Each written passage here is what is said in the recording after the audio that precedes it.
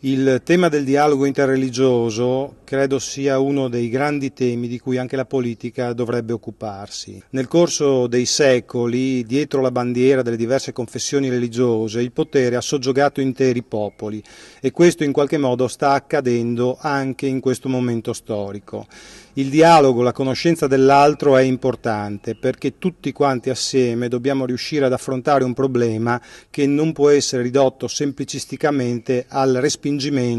e parlo dell'immigrazione delle popolazioni del Nord Africa, ma anche a tutto quello che accadrà nei prossimi anni,